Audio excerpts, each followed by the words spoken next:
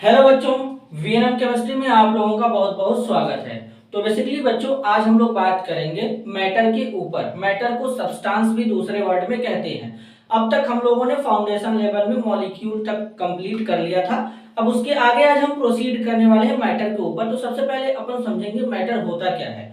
तो बेसिकली बच्चों, मैटर के बारे में समझेंगे क्या होता है, किस तरीके से होता है, इस पे कुछ प्रॉब्लम भी सॉल्व करेंगे, ताकि आज के बाद मैटर के ऊपर कोई भी मैटर पढ़ने के बाद यहां से वीएनएम केमिस्ट्री से आपको कभी भी कंफ्यूजन ना हो। तो बेसिकली अब समझते हैं मैटर क्या होता है। हमारे यूनिवर्स में एवरीथिंग मतलब सारी चीजें, हमारे यूनिवर्स में जितना भी चीज होता है वो किसी न किसी मटेरियल से मिलकर बना होता है। That is known as matter. उसी को हम लोग मैटर कहते हैं। अब एक एक करके हम लोग समझेंगे। देखो, सबसे बड़ी बात यह है कि साइंटिस्ट ने क्या बोला मैटर के बारे में, सबसे पहले यह जानना जरूरी है।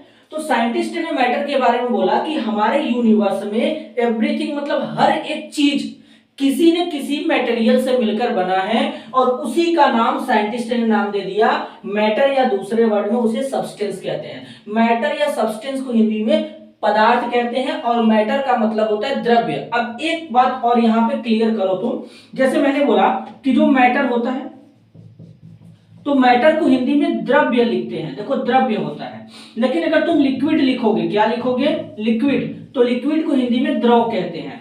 तो एक बात ध्यान देना, इंग्लिश में तो अपने आप को क्लैरिटी समझ में आता है। मतलब कहने का कि इंग्लिश में इन दोनों का मीनिंग अलग अलग पता चलता है, लेकिन हिंदी में अगर तुम जाओगे तो थोड़ा कंफ्यूजन में पड़ सकते हो। दोनों को तुम एक ही समझ सकते हो, लेकिन हिंदी में द्रव्य और द्रव इन दोनों का मतलब अलग अलग होता है। मैं समझाता हूं। मैटर मतलब द्रव्य होता है। द्रव्य का मतलब जिसमें क्या होता है?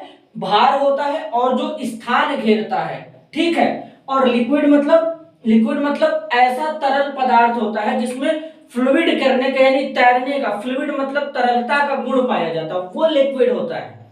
तो इन दोनों में अपने को डिफरेंस पता होना चाहिए। आगे चलते हैं। देखो, everything in this universe is made up of material which scientist have named matter. मैंने ये जो लिखा है ये तुम अपने नोट्स में ऐड करो, इसलिए लिख दिया है मैंने। लेकिन मैटर का मतलब यानी हमारे यूनिवर्स में हर एक चीज किसी न किसी मटेरियल से मिलकर बना होता है, जिसे साइंटिस्ट ने नाम दे दिया क्या? मैटर या सब्सटेंस। अब एक बात देखो, जैसे हम लोग जब सांस लेते हैं, तो सांस लेते हैं तो जो एयर होता है, एयर भी हमारा क्या होता है बेटा? एयर भी हमारा मैटर होता है, सांस जिसमें लेते हैं। फूड जिसको हम लोग खाते हैं वो भी हमारा मैटर होता है। स्टोन मतलब पत्थर हो गया, क्लाउड मतलब बादल हो गया, स्टार मतलब तारा हो गया, प्लांट मतलब पेड़ हो गया, एनिमल्स मतलब जानवर हो गया। ये सारे के सारे, यहां तक कि हम लोग खुद मैटर यानी सब्सटेंस के अंदर आते हैं बेटा। आगे चलते हैं। अब जितने, जैसे मान लो पानी का छोटा सा बूंद हो गया यानी ड्रॉप वाटर हो गया। देखो मैं तुमको दिखाता हूं। देखो ये दिखा, तो ये भी हमारा क्या होगा? ये भी हमारा मैटर है। इसके अलावा जो सैंड यानी बालू के छोटे छोटे जो कण होते हैं बेटा, वो भी मैटर होते हैं। एवरीथिंग इज क्या होता है? मैटर होता है। अब एक बात देखो, मैंने यहाँ पे नोट में एक बात लिखा है, everything occupy space and have मास। मतलब हमारे दुनिया में, यूनिवर्स में, संसार में, तुम जो भी कह लो, जिसमें क्या होता है? भार होता है। भार मतलब किसी न कितने, जैसे मतलब मान लो, चलो ये मार्कर, अब इस मार्कर का अगर हम वेट करेंगे, इसको तौलेंगे तराजू पर, तो ये कितने ग्राम का होगा? ये ग्राम क्या बताता है? ये इसका भार बताता है।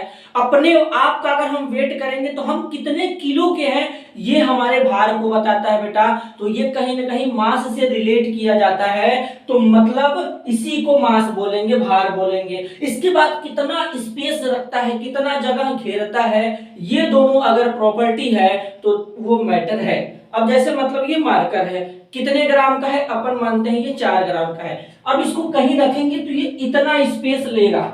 अगर हम इसको कहीं रखेंगे तो जरा ध्यान से देखना, ये इतना स्पेस लेगा। यहां पे देखना जरा, ये इतना स्पेस ले रहा है। तो इतना स्पेस ले रहा है तो इसका मतलब ये बेटा क्या है? मैटर है, पदार्थ है।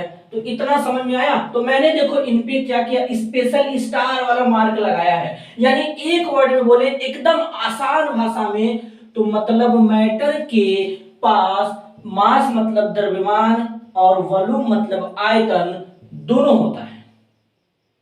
दोनों होता है, इनमें से कोई एक नहीं होगा, दोनों होगा। आगे चलते हैं बेटा।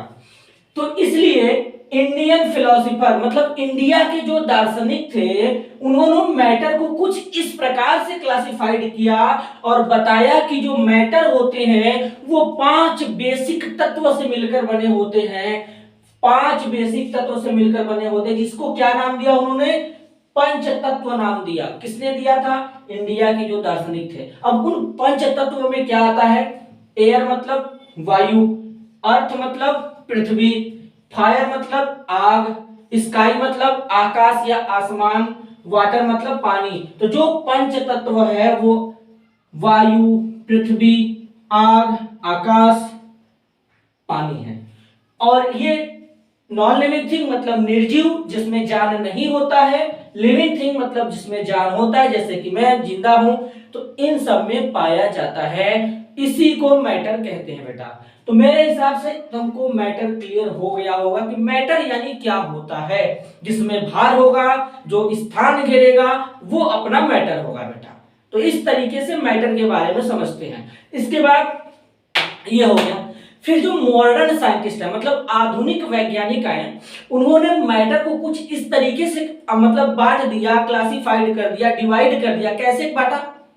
एक भौतिक गुण के आधार पे, दूसरा रासायनिक गुण के आधार पे। तो अगले लेक्चर में हम लोग पढ़ने वाले हैं कि कैसे वैज्ञानिक ने मैटर को भौतिक गुण के आधार पर बांटा और रासायनिक गुण के आधार पर बांटा। इसको हम लोग अगले लेक्चर में डिस्कस करेंगे बेटा। वीडियो अगर पसंद आया तो लाइक करना। मिलते हैं अगले वीडियो में, तब तक के लिए धन्यवाद।